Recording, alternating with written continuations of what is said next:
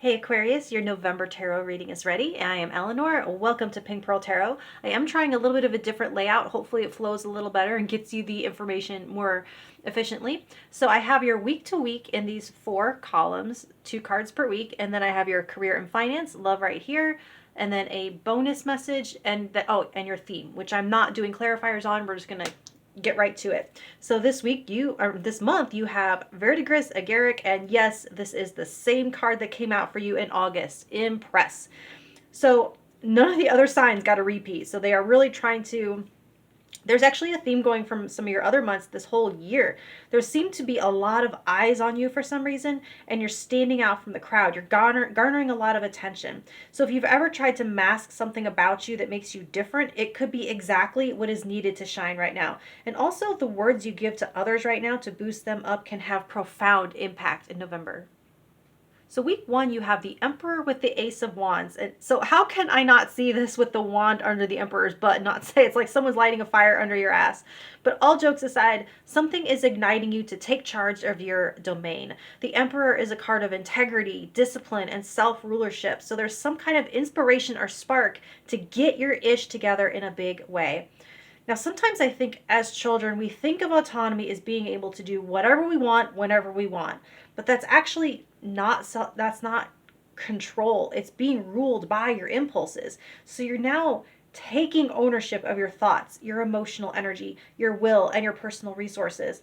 Now, the side note on the Emperor energy under this umbrella of Impress theme, don't necessarily think of it as automatic success, and that success first will bring about the confidence. It's actually the other way around.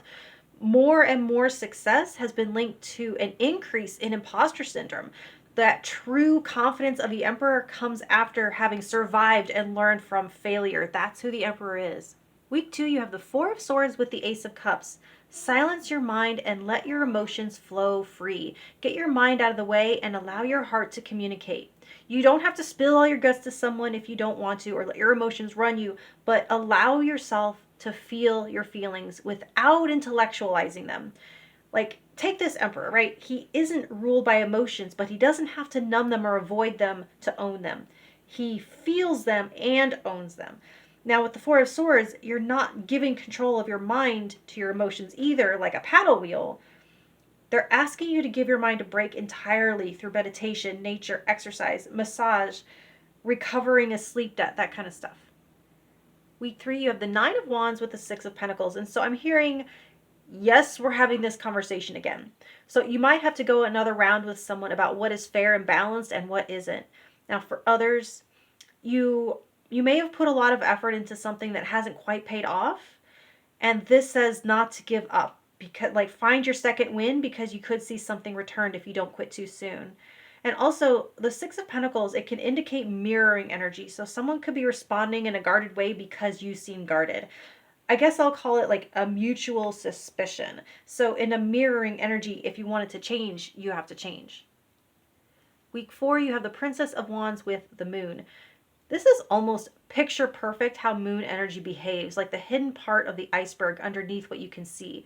Informing, driving, and motivating from behind the scenes, under the surface. So awareness is going to be key here. There's a jitteriness, almost like walking across hot coals. No thought, just reaction. This feels very reactionary. A fear-driven antsiness. And at first glance, it is like youthful joie de vivre, right? But if you look closer, it's almost too hyper and unfocused. There's an instability to this at the end of the month. So to gain any clarity and keep yourself on the rails could involve some shadow work, some dream work, or willingness to face a fear. And I see some of you doing that actually with enthusiasm, almost excited to visit the unknown. In fact, that's kind of the other possibility I'm seeing here. Like if that other stuff didn't resonate, some of you are looking very exploratory and pioneering. It's like what drives us to explore the bottom of the ocean or the far reaches of space. Under this energy of making such a huge splash and impression, maybe you are leading the charge into some sort of unknown. For career and finance, you have the Hanged, which is like the Hanged Man, and you have the Six of Swords. So the first thing I got from this is not your fight. The Hanged or Hanged Man is about non-action and instead surrendering and observing expansion through some kind of sacrifice. In this case, the thing to be gained is greater peace of mind. There is some sort of drama or kerfuffle, and by entering the turmoil and stirring the pot, rocking the boat, or whatever, it makes it even more unstable for you. It could even look weak. Like, and the Emperor here, he does not always have to respond to everything. Not everything, not getting ruffled is your power play. So, like, everything can calm down sooner and you gain insight that's going to give you an advantage in the long run. For love, you have the Eight of Cups with the King of Poles or Wands. So the Eight of Cups is an energy of seeking out more fulfillment and having to let something go in order to do so. It's bittersweet, but it's also optimistic and hopeful. But paired with the King of Wands, you aren't really walking towards the possibility of more somewhere, hopefully. You know exactly what you want, where you're going, how to get it, and you're making a beeline for it with single-minded focus. For some, this could be someone pursuing you. For some, the more being sought after is more passion, more heat, more chemistry. Not everyone is walking away from a relationship, but it could be an old version of it, seeking ways to add to or spice up the existing one. The King of Wands is intensely magnetic and focused on his goals. So there are some of you who aren't going out seeking more, but attracting more to you. And for most of you, this does represent you because of that impress energy. It just fits. You're intensely attractive and radiant and confident right now.